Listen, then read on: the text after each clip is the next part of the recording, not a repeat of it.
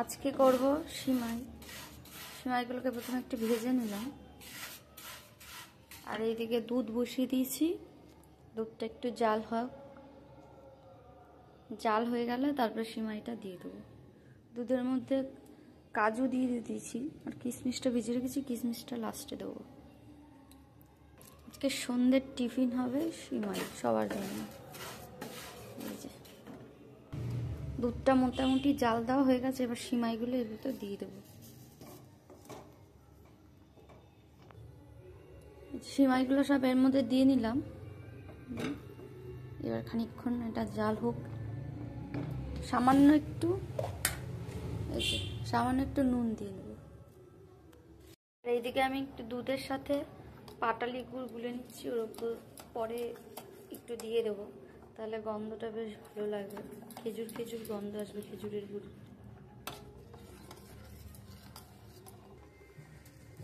এবার চিনি দিয়ে নেব।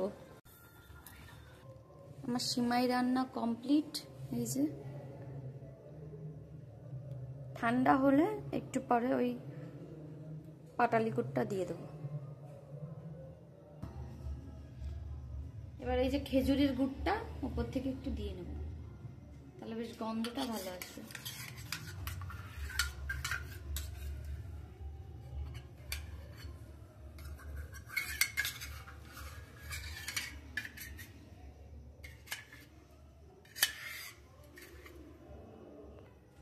এই যে পুরো একদম রেডি। এবার সবাইকে দিয়ে দেবো। সবার জন্য বাটিতে এবার নিয়ে নিলাম।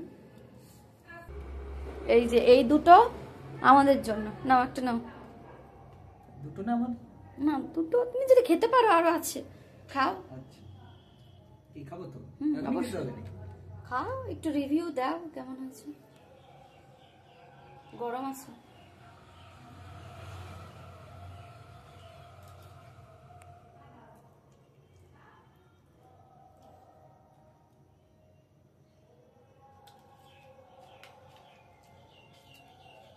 ঠিক আছে, মিষ্টিটা কম আছে।